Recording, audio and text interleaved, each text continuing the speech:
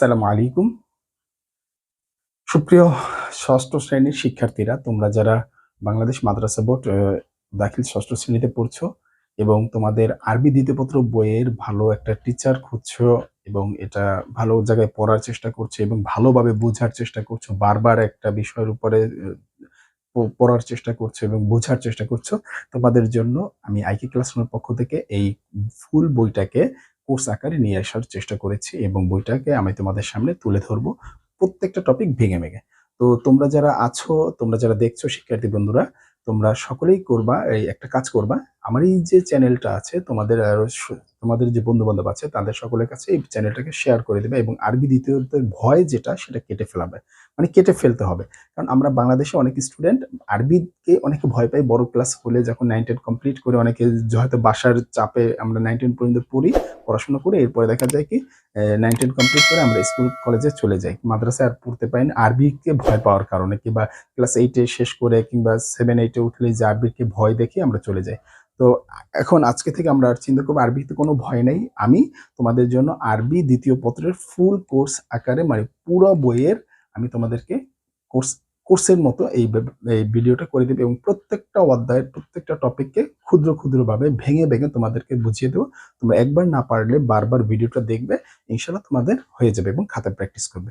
যাক, আর কথা না বাড়াই, তো এখানে যেহেতু বলা আছে দাখিল ষষ্ঠ শ্রেণী, আমরা আরবি দ্বিতীয় পত্র যে বই নিয়ে কাজ করব, আরবি দ্বিতীয় পত্র এখানে লেখাই আছে আরবি দ্বিতীয় পত্র বই, সেই বইটাকে আমরা কিভাবে আগে কাজ করব সেটা একটু আমরা দেখে নিই বইটা, ঠিক আছে? আগে বইটার একটু পরিচিতিটা, আমরা অলরেডি বই তো আমাদের হাতে যাদের আছে তারা তো আমরা চিনি।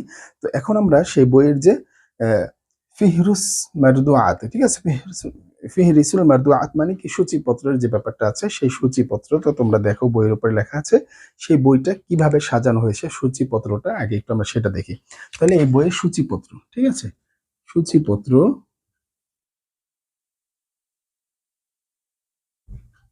সূচিপত্র যদি একটু আমরা দেখি, 1 নম্বরে আছে কি জানো? 1 নম্বরে তোমার ইলমুস সরফ কি আছে? ইলমুস সরফ, এটা কি জিনিস?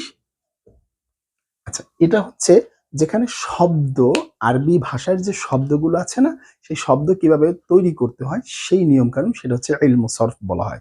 তো সেই ইলমুস সরফের অধীনে তোমাদের এখানে কয়টা পার্ট দেওয়া আছে একটু দেখি। 11টা পার্ট দেওয়া আছে। এখানে কয়টা পার্ট দেওয়া আছে? এটাতে 11টি পার্ট, তার মানে 1 থেকে 11টি পার্ট আছে, ঠিক আছে? কয়টা পার্ট আছে? 1 থেকে 11টি।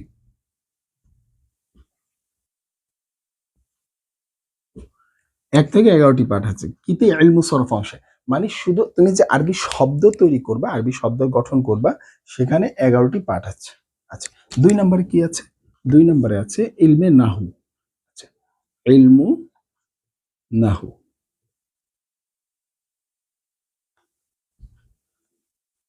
আচ্ছা, এটা হচ্ছে ইলমে নাহু। হুম, তো ইলমে নাহু যে ব্যাপারটা, এখানে কয়টা পার্ট আছে? ইলমে নাহু ব্যাপারটাকে একটু ভেঙে নিই। তুমি যে এই যে শব্দ তৈরি করলা, ইলমু সরফের ভিতরে যে শব্দ তৈরি করলা, এরপরে কিছু শব্দ তো তুমি তৈরি করবে, এটা একটু সুন্দর করে লিখি। কিছু শব্দ তো তুমি তৈরি করবা, ঠিক আছে? আবার অনেক শব্দ তোমার তৈরি করার প্রয়োজনে আরবরা এগুলো তৈরি করে রেখেছে, ঠিক আছে? এটা তাদের জন্মগতভাবে তৈরি হওয়া সেই শব্দগুলা, আমরা এগুলো আস্তে ধীরে সামনের দিকে যাবো আর জানবো। তো 11টা এই পার্টের ভিতরে তুমি 1 থেকে 11টি পার্ট তুমি দেখো তোমার বইতে দেওয়া আছে। তো সেই 11টা পার্ট থাকবে শুধু ইলমুস সরফ, মানে আরবি শব্দ কিভাবে আসে, শব্দ কিভাবে কাজ করে সেগুলো নিয়ে হিসাব নিকাশ করা হবে, ঠিক আছে? সেগুলো নিয়ে কাজ করা হবে। সেই যে শব্দগুলো পেলাম, সেই শব্দগুলোকে এখন বাক্য তৈরি করতে হবে। শব্দ পেলাম, শব্দ দিয়ে বাক্য তৈরি করতে হবে, না হলে কি আমরা বুঝবো কিছু? এই যে কথা বলছে, বাক্য না এগুলো? তো এই বাক্য তৈরি করার জন্য যে নিয়ম কানুন দরকার সেটাকে বলা হয় ইলমে নাহু। আরবি বাক্য তৈরি করার জন্য যে নিয়ম কানুন প্রয়োজন হয় সেটাই হচ্ছে ইলমে নাহু। অর্থাৎ আরবি বাক্য তৈরি করতে গেলে শব্দগুলো ব্যবহার করতে হবে ইলমু সরফের, ঠিক না? এই ইলমু সরফের শব্দগুলো বাক্যের ভিতরে কার পরে কে বসবে, কোন শব্দের পরে কোন শব্দ বসবে এবং বসলে কি অবস্থা হবে, একটার পরে যদি আরেকটা বসাই তখন জের জবরগুলো কিরকম অবস্থা হবে, কোন শব্দটা কিরকম পরিবর্তন আসবে, কোন জের জবরগুলা কিরকম পরিবর্তন আসবে, বুঝি নাই? আচ্ছা স্যার বুঝি না। আচ্ছা দেখো, এই যে শব্দগুলো তৈরি করলাম, শব্দগুলো তৈরি করে এরপর ইলমের নাহু নিয়মের ভিতরে গেলাম কেন? আমি এই শব্দগুলো দিয়ে আরবি বাক্য তৈরি করতে চাই। শব্দগুলো দিয়ে কি তৈরি করতে চাই? আরবি বাক্য তৈরি করব। তাহলে এখন যে ব্যাপারটা সেটা হচ্ছে যে আমি যে বাক্যটা তৈরি করব সেই বাক্যটা তৈরি করার ক্ষেত্রে আমাকে কি খেয়াল করতে হবে? এখন আমার হাতে তো অনেক শব্দ আছে। এখন এই শব্দগুলোকে বাক্যের ভিতরে স্থান দিতে হবে। হুম? হ্যাঁ, বাক্যের ভিতর যেরকম আমি তোমাকে একটা দেখাই, আমরা বলি যে আলহামদু, হুম, আলহামদুলিল্লাহি,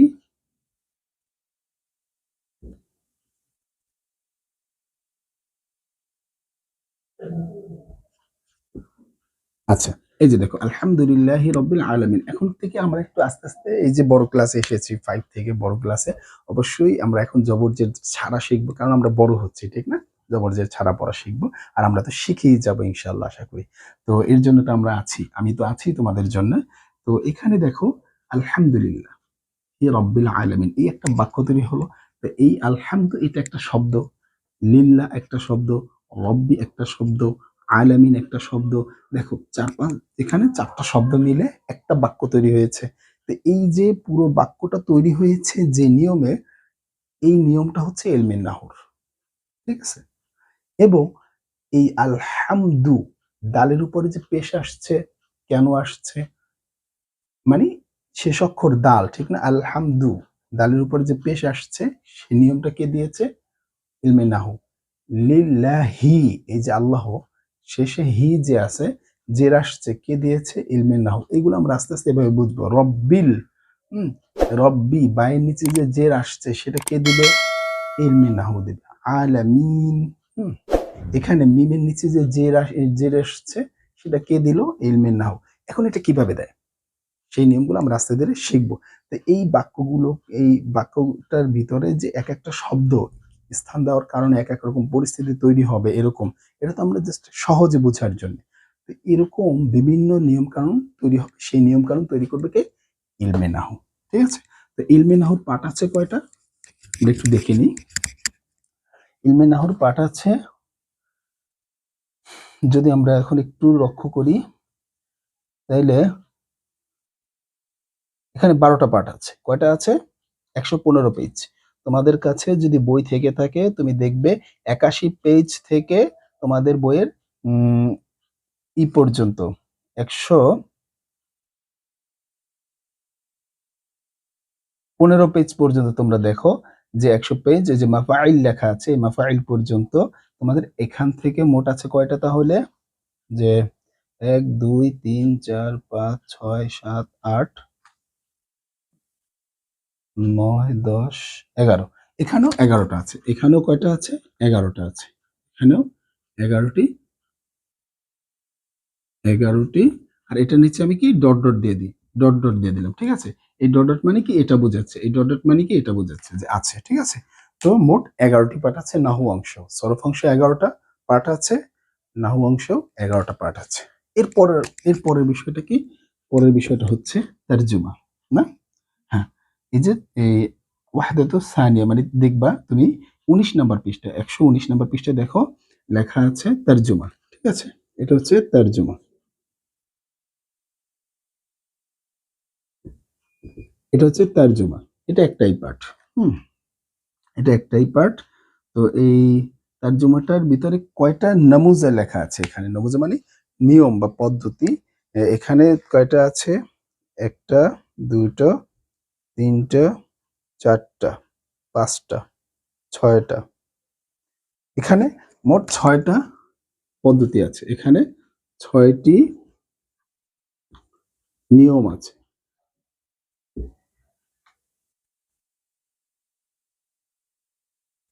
তাইলে এখানে তর্জমার 6টি নিয়ম আছে। তর্জমা করা, কিভাবে তর্জমার বাক্যগুলো তৈরি হয় তর্জমা করার ক্ষেত্রে। তর্জমা মানে কি? অনুবাদ করা।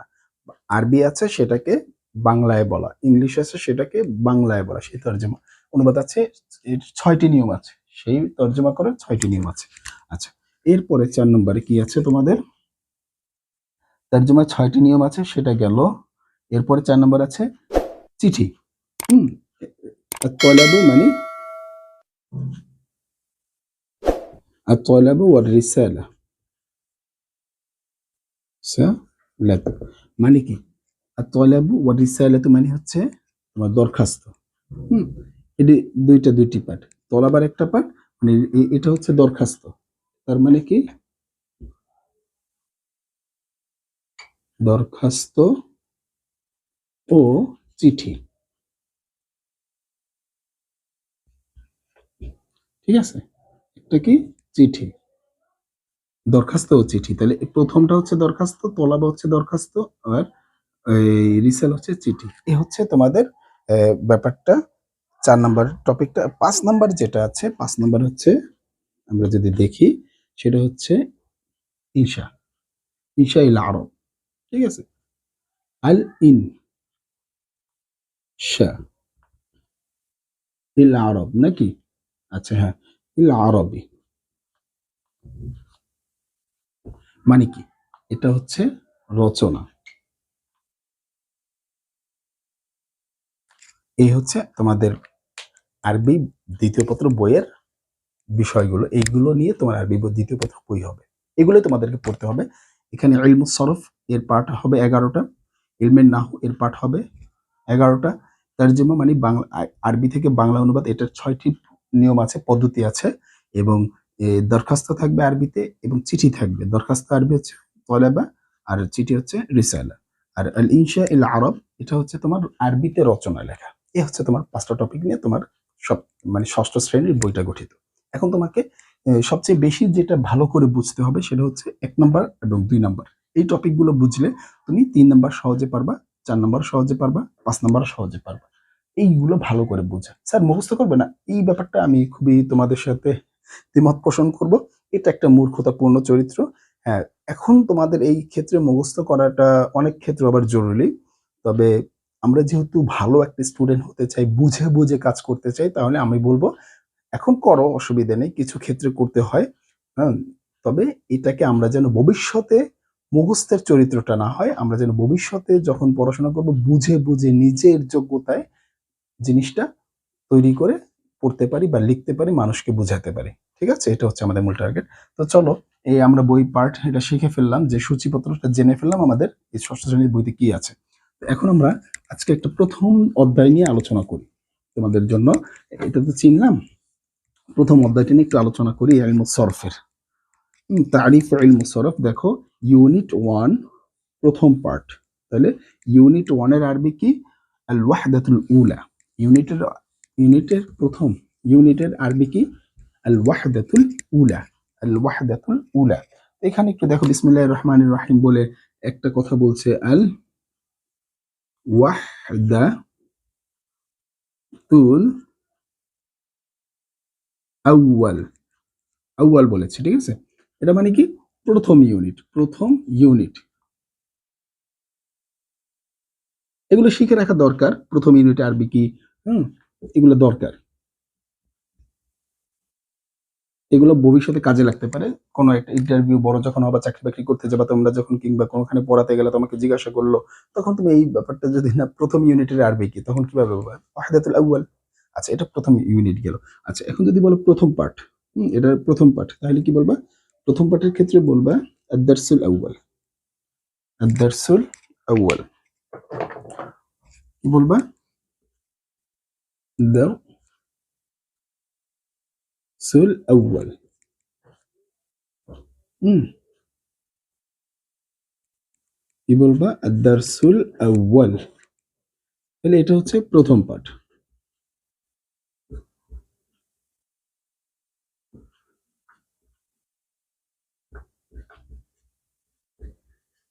ঠিক আছে? এই হচ্ছে তোমার মেইন বইটা। দেখো তুমি শুরু হয়েছে। তোমার মেইন বইয়ের ১ম পাঠ। এখন তোমার মেইন বই ওই যে ১ম পাঠের নিচে লেখা দেখো, তারিফু ইলমুস সরফ। তারিফু ইলমুস সরফ মানে কি? তারিফু ইলমুস সরফ শব্দের অর্থ কি? এই অংশটুকুর অর্থ কি? এই অংশটুকু হচ্ছে ইলমুস সরফের পরিচয়। আমরা যে ইলমুস সরফ দেখলাম, মানে ইলমুস সরফ কি সেটার পরিচয় দিতে বলেছে। হুম? পরিচয় দিতে বলেছে না, সে পরিচয় দিয়ে শুরু করেছে যে ইলমুস সরফটা কি। তো এখন যদি আমরা শুরু করি ইলমুস সরফ এর পরিচয়, তো ইলমুস সরফের পরিচয় শুরু করলে সেটা হচ্ছে আমি যদি একটু লিখি,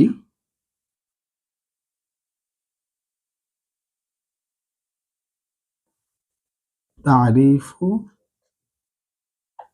আমরা বলেছি কি আমরা কিন্তু এখন আস্তে আস্তে বড় হচ্ছি, আস্তে আস্তে জবরজের ছাড়া পড়বো, ঠিক আছে? চেষ্টা করবে সেরকম। তারিফু ইলমুস সরফ, এই যে তারিফু ইলমুস সরফ মানে ইলমুস সরফের পরিচয়। ইলমুস সরফের তারিফ মানে পরিচয়, তারিফ মানে কি পরিচয়, ইলমুস সরফ, ইলমুস সরফের পরিচয়, তারিফ মানে পরিচয়, ইলমুস সরফের পরিচয়। তো এখানে যেটা বলা হচ্ছে যে এখানে আমি একটু লিখে দিই, তোমরা যেভাবে খাতায় লিখবা সেটা তোমরা আমার সাথে এখনই প্র্যাকটিস করতে পারো। আমার সাথে এখনই প্র্যাকটিস এভাবে লিখবা। খাতায় এভাবে যদি লেখো তাহলে তোমাদের শিখাটাও সুন্দর হবে। তোমাদের ঘরের প্র্যাকটিস পরীক্ষার খাতা এভাবেই লিখবা যে এখানে ইল, এভাবে লিখবা এখানে ইল শব্দটি, এর ভিতরে ইলম শব্দটি অর্থ জ্ঞান, কি কি লিখবা জ্ঞান, বা বাটা এভাবে দাও জানা,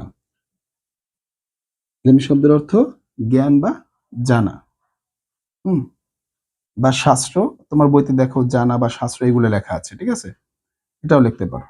আচ্ছা, আর দ্বিতীয়তে লিখতে পারো আসরফ। হুম, এটাকে একটু সুন্দর করো আরো চাইলে এভাবে আসরফ। আসরফ অর্থ পরিবর্তন করা, পরিবর্তন ও রূপান্তর।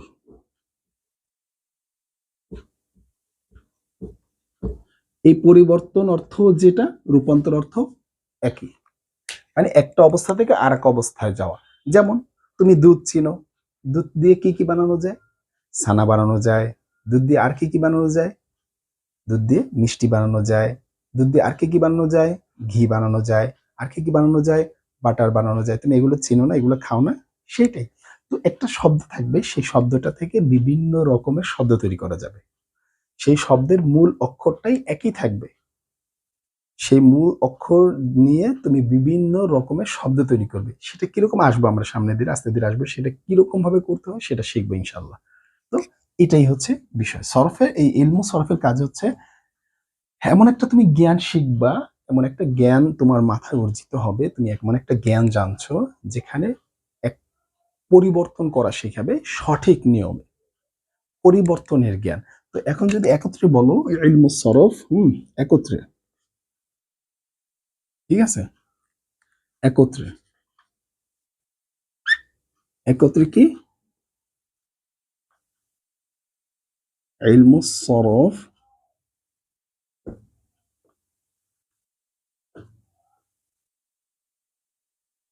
অর্থ পরিবর্তনের জ্ঞান। তোমরা এইটা, আমি রূপান্তরের জ্ঞান বা পরিবর্তনের জ্ঞান সেটাই যেটাই বলি না কেন, আমি তোমাদের বোঝার ক্ষেত্রে সহজ ভাষা ব্যবহার করছি, ঠিক আছে?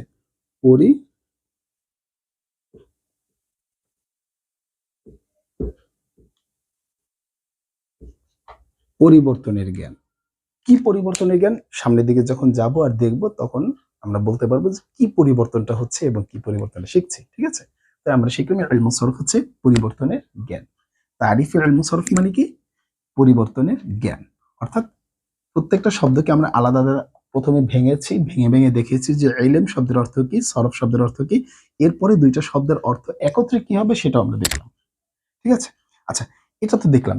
এখন ইলম সরফের একটা সংজ্ঞা বা পরিচিতি দেওয়া দরকার না? কাকে বলে, ইলমু সরফ কাকে বলে, এটা একটু শেখা দরকার না? চলো শিক্ষার্থী বন্ধুরা, আমরা করি সেটা। তাহলে এখানে সংজ্ঞা, সেটাকে আমরা কি বলবো, বা পরিভাষা বা সংজ্ঞা কি বলবো? আমরা এগুলো শিখে রাখি এখনো। পরিভাষা, পরিভাষা, পরিভাষায় বা সংজ্ঞা,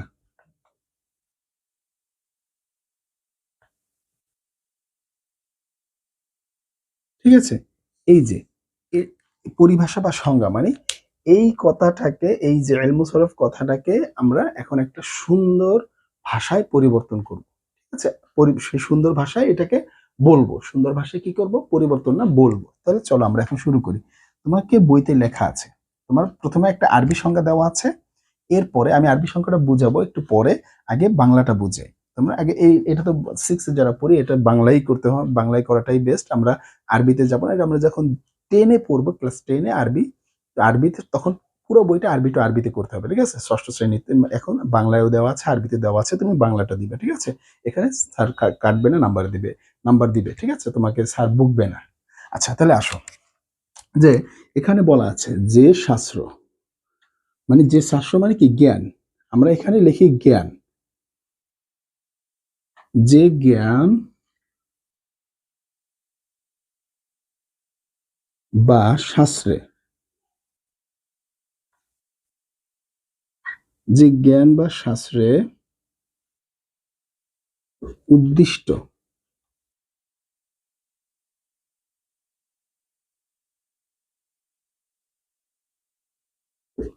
উদ্দিষ্ট অর্থ মোতাবেক,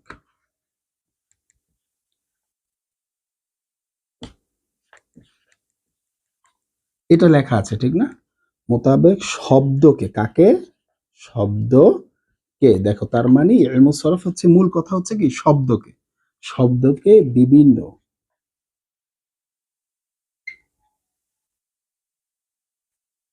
বিভিন্ন একসাথে হয়ে যাচ্ছে, বিভিন্ন রূপ ও আকৃতি,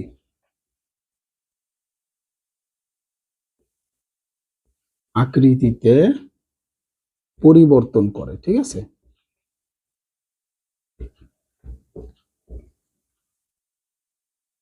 কি করে? পরিবর্তন করা হয়।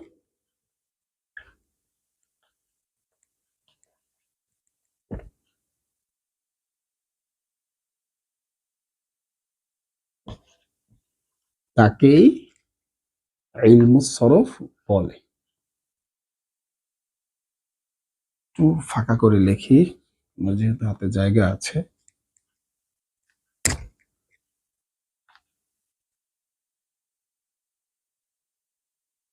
সরফ বলে, এটা হচ্ছে তোমার সংজ্ঞা। তোমাকে বলবে সংজ্ঞা দাও, আরবি এর সংজ্ঞা দাও, তখন তুমি এই ইলমুস সরফ সংজ্ঞাটা এভাবে দিবে কি, যে শাস্ত্র বা জ্ঞান উদ্দিষ্ট অর্থ, উদ্দিষ্ট অর্থ বলতে কি বুঝাচ্ছে, মেইন যে ব্যাপারটা, আসল যে অর্থটা বোঝায় সেরকম কিছু না, ঠিক আছে? আমি যা করতে চাই, যে বিষয়টা করতে চাই সেটাই আর কি মূলত বোঝায়। এটাকে তুমি এইভাবে বলতে পারো যে আসল অর্থটা, যে উদ্দেশ্য, ঠিক আছে? উদ্দিষ্ট অর্থ মোতাবেক, অর্থ অনুযায়ী, মোতাবেক মানে কি অর্থ অনুযায়ী, অর্থ অনুযায়ী, এটা তো বুঝো। অর্থ অনুযায়ী শব্দকে বিভিন্ন রূপ দিতে চায়, বিভিন্ন রূপ, এক এক অবস্থায়, ওই যে দুধ যেরকম একটু আগে বললাম বিভিন্ন রূপ ধারণ করে, ঠিক একটা শব্দ তার মূলে হবে কি, শব্দটার ওই যে দুধ মূলে থাকে দুধ, কিন্তু রূপ ধরে বিভিন্ন। তাহলে চকলেট দুধ হয়, অনেক কিছু হয়, এরপরে মাঠা হয়, এগুলো খাও না তোমরা? হ্যাঁ, লাবাং। তাহলে বিভিন্ন রূপ হবে, কিন্তু শব্দের সবকিছু একই থাকবে, আকৃতিতে পরিবর্তন আসবে। শব্দটা যেটা করবে, মূল অক্ষর একই থাকবে, শব্দটার মূল অক্ষর কি থাকবে, একই থাকবে, আকৃতিতে পরিবর্তন আসবে। কি আসবে? আকৃতি, শব্দের মূল অক্ষর যে কয়টা অক্ষর নিয়ে শব্দটা গঠন করছিলাম সেটাই থাকবে, সেই মূল অক্ষর তিনটাই থাকবে বা চারটাই থাকবে। আর আরবিতে মূল তো 3 অক্ষর নিয়ে শব্দ গঠন শুরু হয়, ঠিক আছে? কয় অক্ষর নিয়ে? 3 অক্ষর নিয়ে, 3 4 হতে পারে, 5 হতে পারে, কিন্তু মূলত কয় অক্ষর নিয়ে শুরু হয়? ধরো আমরা 3 অক্ষর নিয়ে, তাহলে ওই 3 অক্ষরই থাকবে, কিন্তু রূপ ভিন্ন ভিন্ন হবে। 3 অক্ষর দিয়েই শব্দটা গঠিত হবে, ওই রূপ ভিন্ন ভিন্ন হবে। আর এই কাজটা করে কে? ইলমুস সরফ। এই কাজটা করে কে? ইলমুস সরফ। সেই কথাটাই বলছে যে শাস্ত্রে উদ্দিষ্ট অর্থ অনুযায়ী বা মোতাবেক শব্দকে বিভিন্ন রূপ অথবা আকৃতিতে পরিবর্তন করা হয়, তাকে ইলমুস সরফ বলে। ক্লিয়ার না? বুঝতে পেরেছি? বুঝতে পেরেছি। তো চলো, আমরা এখানে একটু, যে স্যার আমি আরবিতে করতে চাই, স্যার আমি আরবিতে দিব। গুড, আমি তোমার সাথে অ্যাপ্রিশিয়েট করি, আমি তোমাকে স্বাগতম জানাই, যে অবশ্যই অবশ্যই তুমি আরবিতে করতে পারলে তো আরো ভালো, তুমি তো আরো ভালো স্টুডেন্ট হবা, সেটার জন্য চলো আমরা সেই কাজটা করি। আরবিতে করলে কিভাবে করা যায় একটু আমরা মুছে ফেলি, তো এখন আরবিতে আমরা করা শিখবো। এই সংজ্ঞাটাকে আমরা আরবিতে এখন করব, ঠিক আছে? এই যে আমি যেভাবে লিখলাম না, ঠিক একইভাবে তুমি আমার সাথে খাতায়ও প্র্যাকটিস করতে পারো কিংবা পরীক্ষার খাতায়ও তুমি এইভাবেই লিখবে। আমি যেভাবে তোমাকে লেখা দেখালাম এই স্টাইলটাই তুমি পরীক্ষার খাতায় লিখবে। অবশ্যই তোমার টিচাররা বুঝবে যে তুমি অবশ্যই বুঝো। ঠিক আছে? তুমি এই ব্যাপারটা বুঝো। তারপরও যদি তোমাদের টিচাররা যদি আরো কোনো ভালো পদ্ধতি দেখায় এই ব্যাপারে লেখার জন্য, তুমি অবশ্যই সেটাই অনুসরণ করবে। তবে আমি যেটাও দেখাচ্ছি সেটাও অবশ্যই গ্রহণযোগ্য। সেটা তুমি লিখলে তোমাকে ভালো নাম্বার দেবে। আচ্ছা, চলো এবার আমরা এখানে তোমার বইতে বলা আছে আরবিতে। ঠিক আছে? এবার আরবিতে কি বলছে যে হুয়া, এটা হুয়াটা এভাবে লেখে, হুয়া ইলমুন, হুয়া ইলমু ইউবহাসু, ইউবহাসু তোমাদের জন্য লিখছি। ঠিক আছে? ইউবহাসু। আমরা আস্তে আস্তে জবরজে, তোমার বইতে তো আছে, আমি এখানে লিখে দিচ্ছি জবরজের ছাড়া। আর আমরা বলছি কি এখন বড় ক্লাসে উঠছি, আস্তে আস্তে জবরজের ছাড়া পড়ার চেষ্টা করবো। ঠিক আছে? হ্যাঁ, আমরা আস্তে আস্তে শিখে যাবো একসময় কিভাবে পড়তে হয়, পড়তে পড়তে অভ্যস্ত। ঠিক না? একটা আমরা এই যে ভাষা শিখেছি বাংলা, আমরা কি ভাষা শেখার জন্য আর বাংলা ব্যাকরণ পড়েছিলাম মায়ের পেট থেকে? না, শুনতে শুনতে অভ্যস্ত হয়ে গেছে, ওই চর্চা করতে করতে অভ্যস্ত হয়ে গেছে। ঠিক না? ঠিক এরকম আরবিটা যখন আমরা চর্চা করতে থাকবো অটোমেটিকলি আমাদের বাক্য দেখলেই বলতে পারবো যে এটার পরে এটা, এটার পরে এটা, এটা এভাবে হবে। ঠিক আছে? জবরজের ছাড়া পড়তে পড়তে একটা অভ্যাস হয়ে যাবে। তাহলে শুরু করি আমরা, চলো। ইউবহাসু ফিহি, আচ্ছা, ফিহি আন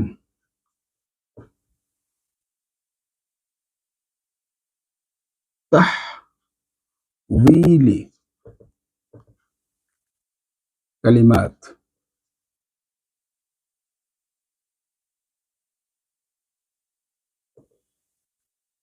তাহউইলিল কালিমাতি ইলা ইলা সুরিন মুখতালিফাতিন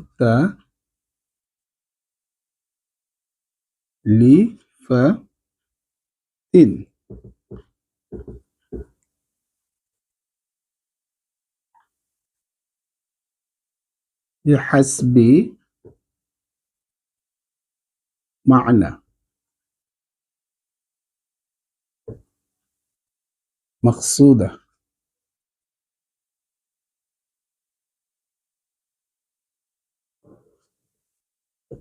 চলো এটা এখন বুঝি কি লেখলে, এখানে আরবিতে কি লিখেছে। স্যার এটা মুখস্থ করে ফেলি না? অবশ্যই মুখস্থ করবা শিক্ষার্থী বন্ধুরা। এখন যেহেতু তুমি শিখছো, তুমি এত কিছু নিয়ম জানো না, আমাদের মতো বড় হতে হবে, পড়াশোনা আরো বেশি করতে হবে এই ব্যাপারে, তারপর ইনশাআল্লাহ যান। তো স্যার এটাকে সহজ কিভাবে করা যায়, সহজে মুখস্থ করা যায় সেটা কিভাবে, এবং একটু বুঝে বুঝে যদি মুখস্থটাও যদি একটু বুঝে বুঝে করা যেত। মুখস্থটাও কিভাবে বুঝে বুঝে করে স্যার, মুখস্থ কিভাবে বুঝে বুঝে? হ্যাঁ, করা যায়। একটু টেকনিক করলেই, একটু বুদ্ধি খাটালে এটা করা যায়। চলো আমরা সেটা করি। কিভাবে সহজে মুখস্থ রাখবে এবং ভুল হওয়ার চান্স কম, ভুল হওয়ার চান্স কম। তো এখানে দেখো হুয়া ইলমুন, হুয়া মানে এমন। এখানে হুয়া কি অর্থে ব্যবহার হয়েছে? এমন। তাহলে কি হুয়া ইলমুন, এমন জ্ঞান। হুয়া ইলমুন কি? এমন জ্ঞান। আমরা বইতে যে সংজ্ঞাটা দেওয়া আছে সেই সংজ্ঞা না, আমরা এখন গ্রামার অনুযায়ী কিভাবে অর্থ আসবে, গ্রামার অনুযায়ী আরবি ব্যাকরণ অনুযায়ী কিভাবে অর্থ আসবে সে অনুযায়ী আমরা অর্থটা করবো এবং শেষে আবার যে সুন্দর করে মিলিয়ে নিব। তুমি আগে এভাবে মুখস্থ করো, হুয়া ইলমুন এমন জ্ঞান। এভাবে বাংলার কথাটা লেখো। এমন জ্ঞান অর্থ কি? এমন জ্ঞান আরবি কি? হুয়া ইলমুন এমন জ্ঞান। ইউবহাসু আলোচনা করা হয়। এমন জ্ঞান যাকে আলোচনা করা হয়। ফিহি, ফিহি মানে কি? যাতে। ফিহি মানে কি? যাতে। ফিহি মানে কি? যাতে। তাহলে ইউবহাসু ফিহি যাতে আলোচনা করা হয়। ইউবহাসু মানে কি? আলোচনা করা হয়। ফিহি যাতে আলোচনা করা হয়। হুয়া ইলমুন এমন জ্ঞান, ইউবহাসু আলোচনা করা হয়, ফিহি যাতে। তাহলে এমন জ্ঞান যাতে আলোচনা করা হয়। যাতে বলতে কি এই হি দ্বারা যাতে বুঝেছে, ফি হি আছে না শেষে হিটা, এই হি দ্বারা যাতে বুঝেছে। আর হিটা ইঙ্গিত করতেছে কাকে? এলেমকে। এটাকে বলা হয় মারজা। এটা কি বলা হয়? মারজা মানে নির্দেশ করতেছে, হি দ্বারা নির্দেশ করতেছে কাকে? এলেমকে। তাহলে এমন জ্ঞান আলোচনা করা হয়, মানে যাতে এমন জ্ঞান আলোচনা করা হয় আনিত তাহবিল পরিবর্তন সম্পর্কে। আন এখানে কি অর্থে? পরিবর্তন। আন মানে সম্পর্কে অর্থে আসছে। আন কি অর্থে? সম্পর্কে অর্থ দিচ্ছে। তাহবিল, তাহবিল মানে কি পরিবর্তন, পরিবর্তন সম্পর্কে আলোচনা করা হয়। তাহলে হুয়া ইলমুন এমন জ্ঞান, ইউবহাসু আলোচনা করা হয়, ফিহি যাতে, আনিত তাহবিল মানে পরিবর্তন সম্পর্কে। কি পরিবর্তন সম্পর্কে, কিসের পরিবর্তন সম্পর্কে? কালিমাত, শব্দসমূহের পরিবর্তন সম্পর্কে, শব্দসমূহের বিভিন্ন পরিবর্তন সম্পর্কে আলোচনা করা হবে। সেই বিভিন্নটা কোথায়? ইলা সুয়ারি, দেখো তোমার বইতে লেখা আছে ইলা সুয়ারি মুখতালিফাতিন, ইলা সুয়ারি মুখতালিফাতিন, অর্থাৎ বিভিন্ন সুয়ার মানে কি আকৃতি, তসবির বলি না আরবিতে, ছবিকে কি বলে? তসবির, সুয়ার। এই যে সুয়ার, বিভিন্ন আকৃতি, বিভিন্ন আকৃতি, বিভিন্ন কোথায়? মুখতালিফাতিন, বিভিন্ন আকৃতি, মুখতালিফাতিন, সুয়ারিন মুখতালিফাতিন, সুয়ারিন মুখতালিফাতিন, ইলা ইলা সুয়ারিন মুখতালিফাতিন, বিভিন্ন আকৃতিতে, বিভিন্ন আকারে, বিভিন্ন আকৃতিতে, শব্দের বিভিন্ন আকার আকৃতিতে যে আলোচনা, সেটা কোথায় আলোচনা করা হয়? ইলমুস সরফে। এরপরে যেটা যেটা বলা আছে বিহাসবিল মানা, বিহাসবিল মান একটা হিসাব করা হয়, বিহাসবি হিসাবে ধরো বা উদ্দেশ্য, মানা, মানা মানে কি? অর্থ, মাকসুদা কি? মাকসুদা একটা উদ্দিষ্ট অর্থ, নির্দিষ্ট উদ্দেশ্যপূর্ণ অর্থে আলোচনা করে, নির্দিষ্ট একটা বা উদ্দেশ্য, মাকসুদ, তোমার একটা মাকসাদ আছে না, আমরা বলি না মাকসাদ মানে কি? যে উদ্দেশ্য আছে না, উদ্দেশ্যে, সেটাই আর কি, উদ্দেশ্যে আলোচনা, অর্থের একটা উদ্দেশ্য থাকে। মানা বিহাসবিল মানা, বিহাসবিল মানাল মাকসুদা, বিহাসবিল মানাল মাকসুদার থেকে একটা অর্থের উদ্দেশ্য হিসাবে, অর্থের উদ্দেশ্য হিসাবে এভাবে আলোচনা করা যায়। এবার আসো আমরা সুন্দর করে মিলিয়ে পড়ি। হুয়া ইলমুন, মুখস্থ হয়ে যাবে, হ্যাঁ, আমার সাথে প্র্যাকটিস। হুয়া ইলমুন এমন জ্ঞান, ইউবহাসু আলোচনা করা হয়, ফিহি যাতে, আন তাহবিল, আন মানে সম্পর্কে, তাহবিল মানে পরিবর্তন সম্পর্কে, কালিমাত, কালিমাতের পরিবর্তন সম্পর্কে আলোচনা করা হয়। তাহলে ইলমুস সরফ এমন জ্ঞান যাতে শব্দের পরিবর্তন সম্পর্কে আলোচনা করা হয়। কেমন পরিবর্তন? ইলা সুয়ারিন মুখতালিফাতিন, শব্দের বিভিন্ন পরিবর্তন সম্পর্কে, শব্দের বিভিন্ন পরিবর্তন সম্পর্কে আলোচনা করা হয়। কি হিসাবে? বিহাসবিল মানাল মাকসুদা, উদ্দিষ্ট একটা অর্থের জন্য, ঠিক আছে, নির্দিষ্ট একটা অর্থের হিসাবের জন্য, বা একটা উদ্দেশ্য, উদ্দেশ্যে, একটা নির্দিষ্ট অর্থের উদ্দেশ্যের জন্য আলোচনাটা করা হয়। ক্লিয়ার? এভাবে করে পারবো না? এ হচ্ছে আমাদের ইলমুস সরফের আরবি সংজ্ঞা। তো এবার চলো আমরা, তারপরে দেখো এখানে উদাহরণ দিয়েছে তোমাদের বইতে, আর নাসরু একটা মাজদার দেওয়া আছে, ঠিক আছে, উদাহরণ যদি আমরা একটু লক্ষ্য করি তোমাদের বইতে উদাহরণটা, আর নাসরু এটাকে মাজদার। আচ্ছা স্যার, মাজদার কি? মাজদার হচ্ছে যেই শব্দটা, এই যে একটা শব্দ দেখতে পাচ্ছ না, এই শব্দটা থেকে কিছু অক্ষর নিবে, সব অক্ষর নিবে না, কিছু অক্ষর নিয়ে একটা তৈরি করবে, আরবি শব্দ তৈরি করবে, বা ফেল বা ভার্ব যেটাকে বলা হয়, বা ক্রিয়া, সেটা তৈরি করবে, সেটা কি বলা হয়? মাজদার। মাজদার হচ্ছে যেখান থেকে আরবি ভার্বগুলো আসে, যেই শব্দ থেকে আরবি ভার্বগুলোকে তৈরি করা হয়, যেই শব্দগুলো থেকে আরবি ভার্বগুলোকে তৈরি করা হয়, সেটাকে আমরা মাজদার বলবো। যেরকম আন-নাসরু, এখান থেকে আমি এই যে নুনকে নিব, কাকে নিব? এই যে নুন, তারপরে কে? সাদ। আচ্ছা, আমরা তো আরবি তো ডান দিক থেকে লিখতে হয়, তাহলে ডান দিক থেকে বামে লিখলে অসুবিধা হবে। প্রথমে নিব নুন, পরে নিব সাদ, পরে নিব কি? এই যে র। এখন এই তিনটাকে যোগ করব, তিনটাকে যোগ করলে কি হবে? না স র। এই যে দেখো নাসরা একটা শব্দ হয়ে গেল। এই নাসরা শব্দটা পেলাম কোত্থেকে? মূল শব্দটা ছিল আন-নাসরু, মূল শব্দটা ছিল আন-নাসরু, আর এই মূল শব্দকে আরবিতে বলা হয় মাসদার, মানে মূল, ক্রিয়ামূল। মাসদার অর্থ ক্রিয়ামূল, মানে এই আরবি ভার্বের মূল উৎস, এই আরবি ভার্বটা এখান থেকে আসছে, ঠিক আছে, এই হচ্ছে ক্রিয়ামূল। তো এটা তোমাদের বইতে দেওয়া আছে। আবার এটারও দেখা যাচ্ছে যে এখান থেকে আবার তৈরি করা হয়েছে কি কি? এখান থেকে তৈরি করা হয়েছে ইয়ানসুরু। হুম, ইয়ানসুরু, ঠিক আছে। দেখো নাসরা থেকে ইয়ানসুরু, এখানে কিন্তু মূল জিনিস একই আছে, পরিবর্তনটা কি ঘটেছে তুমি সংজ্ঞায় পড়েছো, শুরুতে একটা জবরযুক্ত ইয়া আসা হয়েছে, আবার তা আসবে, নুন আসবে, আবার আলিফ আসবে, কিন্তু দেখো এখানে জবরজের পেশে পরিবর্তন, সেটা বিষয় কি না আমরা সেটা পরে দেখবো, কিভাবে জবরজের পেশ দিতে হয় সেগুলো আমরা শিখবো।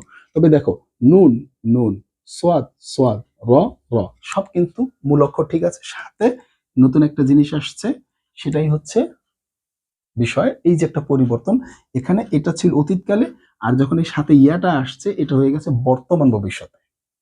এইটাকে আবার আরেকভাবে বলা যায়, এই যে এটা এখান থেকে আরেকভাবে বলা যায়, সেটা হচ্ছে কি যে উনসুর, উনসুর, এই যে শেষ অক্ষর আবার এখানে যজম, এখানে এটা আবার হয়ে গেল আদেশসূচক, মানে আমর বা ইম্পারেটিভ। কি হয়ে গেল? ইম্পারেটিভ। আচ্ছা, এখানে এটা থেকে আবার আরেকটা বানানো যায় যে লা তান সুর। দেখো, এই যে লা তানসুর, এটা আবার হয়ে গেল নিষেধ সূচক। দেখো, এখানেও নুন সদ র, এখানেও নুন সদ র, কিন্তু এখানে এই যে এ হয়ে গেল। ইয়ানসুরও হয়, লা ইয়ানসুর সেটাও হয়। আচ্ছা, এখান থেকে আরো তৈরি করা যাবে নাসিরুন, নাসিরুন, ঠিক আছে। এরকম আবার মনসুরুন, নাম আছে না অনেকের? দেখা যাচ্ছে কিনা একটু চেক করে নিই। হ্যাঁ, দেখা যাচ্ছে।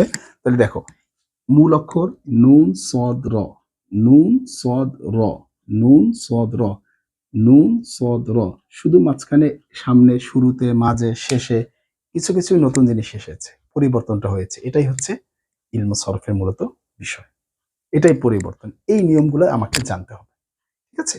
এই কথাটাই আমরা এই সংজ্ঞাতে পড়েছি এতক্ষণ। এখানে যে দেখো, মূল কি ছিল? এই নাসরা থেকে এটা ছিল অতীত, তারপরে বর্তমানে গেলাম, বর্তমান ভবিষ্যৎ, তারপরে গেলাম আদেশে, তারপরে গেলাম নিষেধে, তারপরে গেলাম, এটাকে বলা হয় ইসমে ফাইল, আর এটাকে বলা হয় ইসমে মাফউল। এরকম জায়গাতে চলে গেল, এগুলোকে আস্তে ধীরে আমরা সব শিখবো। হুম, এরকম বিভিন্ন জায়গায় একটা শব্দকে ঘুরালাম, এটাকেই বলছিল ইলমে সরফের সংজ্ঞায়, বিভিন্ন জায়গায় ঘুরানো ফিরানো বা পরিবর্তন করা। বুঝতে পেরেছি সুন্দর করে? তোমাদের বইতে এটাই দেওয়া আছে। আচ্ছা, এরপরে আমরা যাই ইলমু সরফের আলোচ্য বিষয়। এর আলোচ্য বিষয় আছে না? এটা কি বিষয় নিয়ে আলোচনা করে? আলোচ্য বিষয় বলতে আমরা কি বুঝবো? যে ইলমু সরফের পরিচয় তো শিখলাম। আচ্ছা, ভালো কথা। ইলমু সরফের আলোচ্য বিষয় বলতে আমরা কি বুঝবো? এখানে তো দেওয়া আছে বইতে, এটা দ্বারা আমরা কি বুঝবো? একটু চলো আমরা বুঝার চেষ্টা করি, কি বুঝবো আমরা। এটা দ্বারা বুঝায়, হুম,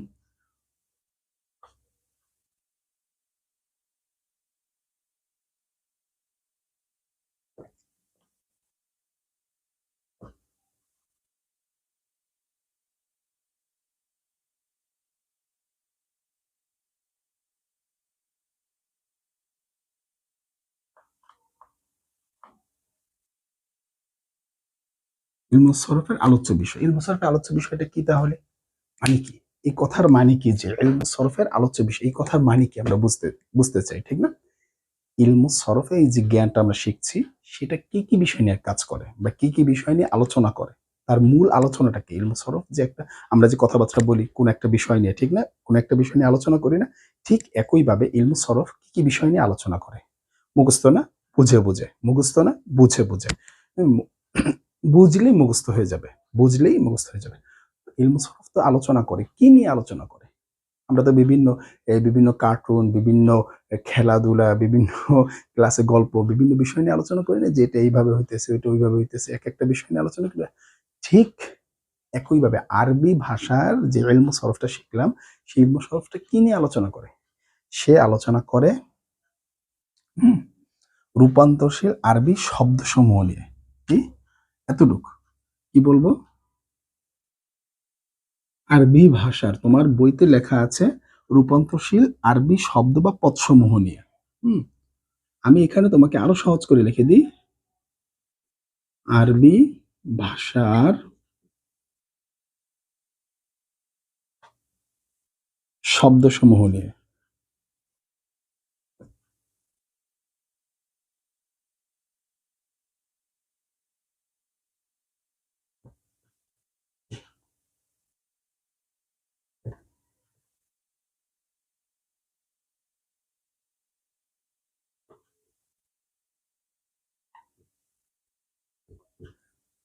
এতটুকু লিখবা।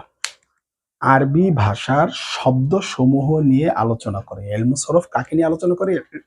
ইলমুস সরফটা আরবি ভাষার যত শব্দ আছে কোরআন হাদিসে কিংবা আরবি প্রথম পত্র দ্বিতীয় পত্র বইয়ে টোটাল আরবি যারা সৌদিয়ান, যারা মিশরের, যারা আরব দেশগুলোতে যারা থাকে তাদের যে আরবি ভাষাটা, সেই ভাষার যত শব্দ আছে সেই শব্দগুলোকে নিয়ে কাজ করে কে?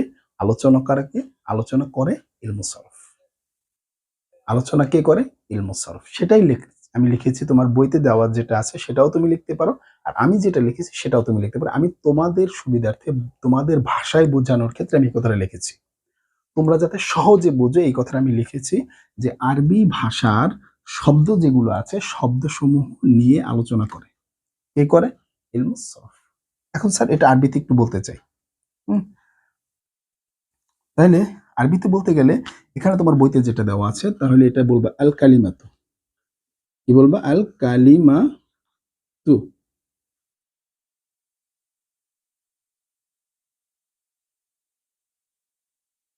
আল কালিমাতু, আমরা জবর যে ছাড়া এই যে বারবার বলছি, আল কালিমাতুল আরবিয়া।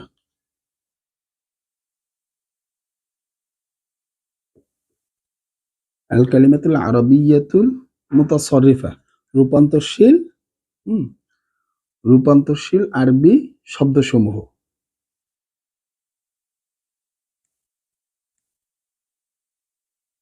এটা কিন্তু মিম, হ্যাঁ? শুরুতে যেগুলো রেখেছিলাম এগুলো মিম কিন্তু। মুতাসররিফা। আচ্ছা, এই যে আল কালিমাতু শব্দসমূহ আরবিয়া, আরবি শব্দসমূহ মুতাসররিফা, মানে পরিবর্তনশীল আরবি শব্দসমূহ নিয়ে আলোচনা করে। পরিবর্তনশীল আরবি শব্দসমূহ নিয়ে আলোচনা করে। কি করে? ইলমুস সরফ। ইলমুস সরফ কাকে নিয়ে আলোচনা করে? পরিবর্তনশীল, তোমার বইতে যেটা আছে, পরিবর্তনশীল আরবি শব্দসমূহ নিয়ে আলোচনা করে। এবার আমি যেটা লিখেছি সেটাও তুমি বলতে পারো। আসো আজকে শেষ পড়া, সেটা শেষ করে দেই। হুম সেটা হচ্ছে ইলমুস সরফের একটা উদ্দেশ্য আছে। তোমার একটা উদ্দেশ্য আছে না, তুমি পড়াশোনা করো। উদ্দেশ্য কি? তুমি ভালো একজন স্টুডেন্ট, মানে ভবিষ্যতে ভালো একটা কিছু করবে, ভালো একটা কিছু হবে, এই উদ্দেশ্যে পড়াশোনা করো না? পড়াশোনা করে ভালো কিছু জানবে, এই উদ্দেশ্যে পড়াশোনা করো না? পড়াশোনা তো করার উদ্দেশ্য এটাই থাকে, ঠিক না? যে আমি কিছু জানবো, ভালো একটা কিছু করব, এরকমই তো। হ্যাঁ, তুমি যেরকম আরো যাক, এটাই থাক। তো উদ্দেশ্য, আমরা এবার উদ্দেশ্যে চলে যাই। হুম এটা উদ্দেশ্য কি? আলোচ্য বিষয় তো দেখলাম, আলোচনা করে শব্দ নিয়ে সংজ্ঞা দেখলাম, এরপরে আমরা উদ্দেশ্য দেখি। উদ্দেশ্য, উদ্দেশ্য, ঠিক আছে? উদ্দেশ্য, উদ্দেশ্য হচ্ছে নির্ভুলভাবে আরবি শব্দ গঠন করতে, পড়তে ও লিখতে পারা। কি করতে পারা? এই কথাটা তোমার মুখস্থ হওয়ার কথা। কি করা? নির্ভুলভাবে।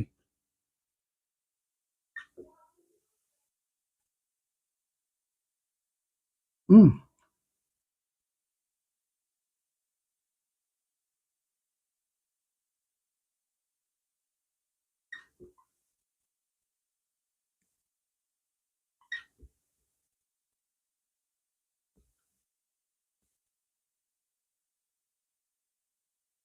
আরবি শব্দ তৈরি করা মানে, গঠন করা মানে কি? তৈরি করা, বানাতে পারা।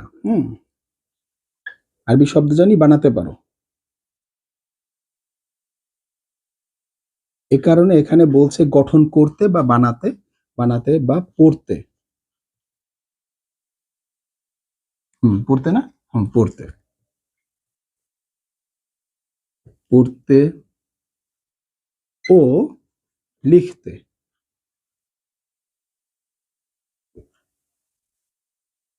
পারা।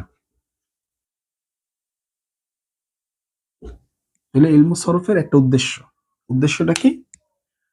প্রত্যেকের উদ্দেশ্য থাকে, আমরা বলেছিলাম উদ্দেশ্য হচ্ছে নির্ভুলভাবে আরবি শব্দটাকে তৈরি করতে পারা বা গঠন করতে পারা বা বানানো।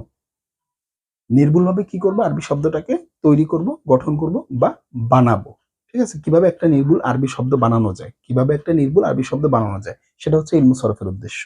পড়তে পারা যায়, নির্ভুলভাবে পড়তে পারা যায়, নির্ভুলভাবে যেন লিখতেও পারি। তিনটা কাজে, লিখতে, পড়তে এবং তৈরি করতে পারি। এটা হচ্ছে ইলমুস সরফের উদ্দেশ্য। ক্লিয়ার না? সহজ না? একটু মনোযোগ দিয়ে দেখলেই পারবো। আচ্ছা চলো, এখন তোমার বইতে যে আছে, প্রশ্ন আছে। প্রশ্নটা দেখো। স্যার, সব বুঝলাম এতক্ষণ, বুঝালেন, ভালো কথা, কিন্তু স্যার এই যে প্রশ্ন যে বলছে এটা তো বুঝি না স্যার। হুম, এটা তো বুঝি না। কেন বুঝবে না তুমি? দেখো তো তোমাকে কি বলেছে, ইলমুস সরফ কাকে বলে। তুমি একটু আগে শিখেছিলে না, তোমার বইয়ে একটা সংজ্ঞা আছে যে যে শাস্ত্রে বা যে জ্ঞান, মানে যে জ্ঞান উদ্দিষ্ট অর্থ মোতাবেক বা নিয়ম অনুযায়ী বা নির্দিষ্ট নিয়ম অনুযায়ী শব্দকে বিভিন্ন রূপ ও আকৃতিতে পরিবর্তন করা হয় তাকে ইলমুস সরফ বলে। এটাই তো ইলমুস সরফ। তাহলে তোমাকে এখানে প্রশ্নে বলেছে ইলমুস সরফ কাকে বলে। হুম, তাহলে কি বলবা যে 1 নাম্বার প্রশ্ন, এটা হচ্ছে 1 নং।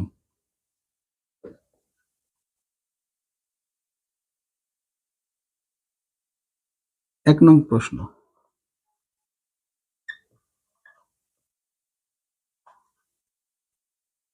আরবিতেও শিখেছিলা, ঠিক না? কি শিখেছিলা? ইলমুস সরফ কাকে বলে সেটা কি বলেছিল? হুয়া ইলমুন ইউবহাসু ফিহি আন তাহবিলি কালিমাতি ইলা সূরাতি মুখতালিফাতি বিহাসবিল মানা মাকসুদা। শিখেছিল, তোমার বইতে আছে না এটা? তাহলে ওই এইটা লিখবা। হুম, এখানে লিখবা যে শাস্ত্র, তোমার বইতে যেটা আছে, শাস্ত্রে উদ্দিষ্ট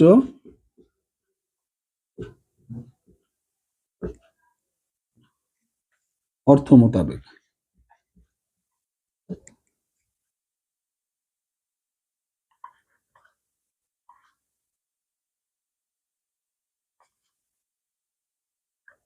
মোতাবেক কি করা, শব্দকে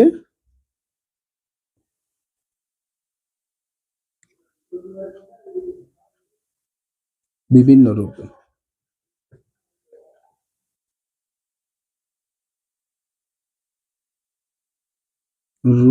ও আকৃতি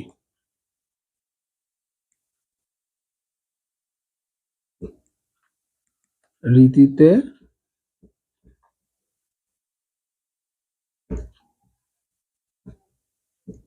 পরিবর্তন করা হয়।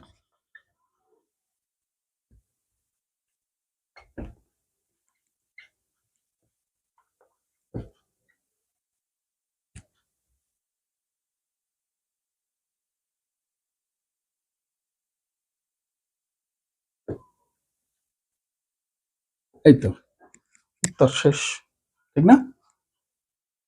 বাংলা লেখাগুলোর সাথেও মাত্রাটা তো ঠিক রাখবে, ঠিক আছে? তাহলে এখান থেকে তোমার বাংলা লেখাটাও ক্লিয়ার হয়ে যাবে।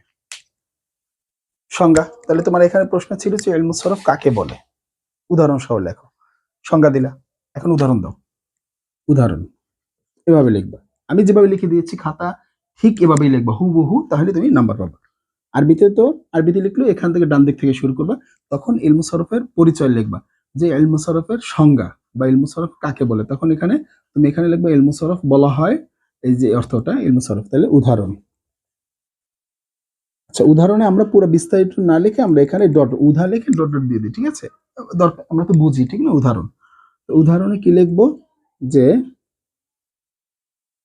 নাসরা, এতটুকু লিখবো নাসরা, এটা থেকে ইয়ান সু রু, এই যে ইয়ান সু রু, এতটুকু লিখলেই এনাফ, তোমার পরীক্ষার খাতায় এনাফ। 1 নম্বর কোশ্চেন শেষ। হুম, 1 নম্বর কোশ্চেন শেষ, বুঝতে পেরেছি? এটা হচ্ছে তোমার বইয়ের মেইন কথা, এতটুকু লিখলেই এনাফ, তুমি নাম্বার পেয়ে যাবা 5-এ 5। আচ্ছা, এরপর আসো 2 নম্বর কোশ্চেনটা কি? এটা গেল 1 নম্বর কোশ্চেন। স্যার 2 নম্বর কোশ্চেনটা কি? চলো একটু 2 নম্বর কোশ্চেনটা দেখে আসি। আমরা 2 নম্বর প্রশ্নটা দেখব।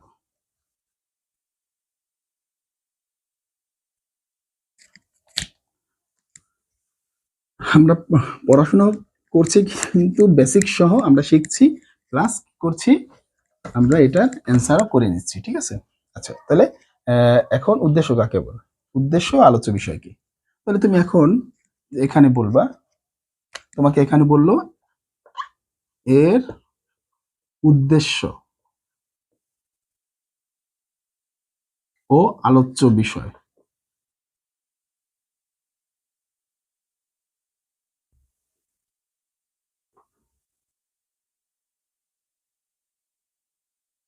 কি তুমি উত্তরে দিবা, যে উত্তর লিখবা,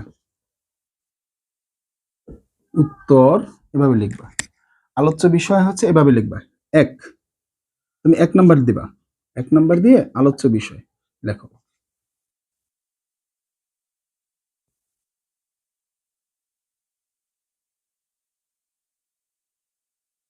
হচ্ছে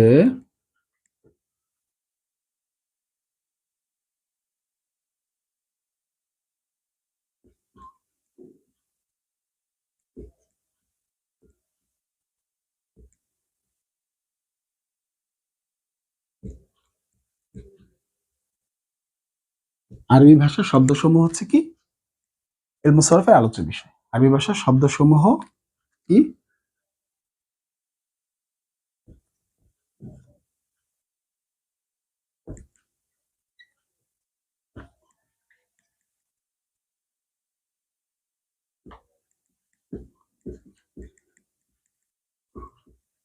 আলোচ্য বিষয়। শেষ। 2 নম্বর কোশ্চেনের মানে আলোচ্য বিষয়টা লিখে ফেললা, এবার উদ্দেশ্যটা লেখো। 2 নম্বরে লেখো উদ্দেশ্য। তুমি এটা যেটাকে এখানে যেটা যেভাবে তুমি লিখতে পারো তোমার ইচ্ছা, ঠিক আছে। আচ্ছা, এবার লেখো উদ্দেশ্য হচ্ছে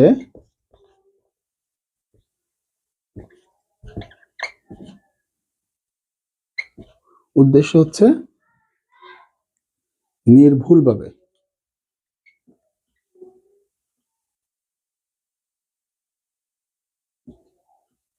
নির্ভুলভাবে শব্দ গঠন। শব্দ গঠন মানে কি তৈরি করা,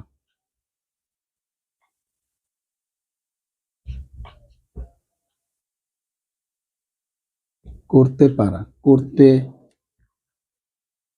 পড়তে, লিখতে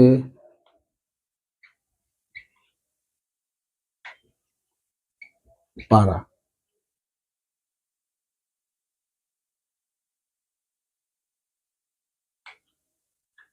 এটাই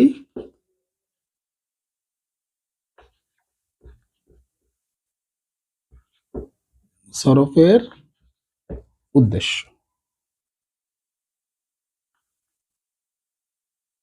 শেষ, তোমার উত্তর হয়ে গেল। সুন্দর একটা খাতা সাজিয়ে দিয়ে দিলাম। এটা ছিল তোমাদের এই চ্যাপ্টারটা। দেখি যে আমি দেখা যাচ্ছে কিনা। সুন্দর দেখা যাচ্ছে। তো আশা করি তোমরা বুঝতে পেরেছ। পুরো চ্যাপ্টারটা আমি পুরো সূচিপত্রটা বুঝালাম, পুরো চ্যাপ্টারটা বুঝালাম। একটু ধৈর্য ধারণ করে দেখতে হবে এবং শেয়ার করতে হবে। তো আজকে এই পর্যন্ত। পরবর্তী ভিডিওতে অন্য কোনো চ্যাপ্টার নিয়ে আসবো। পরবর্তী সেকেন্ড চ্যাপ্টার যেটা, সেটা আমরা ধারাবাহিকভাবে যেভাবে দেওয়া আছে বইটা সূচিপত্র অনুসরণ করে তোমাদের জন্য নিয়ে আসবো। তো আজ এই পর্যন্ত। পরবর্তী ভিডিও দেখা হবে। আসসালামু আলাইকুম।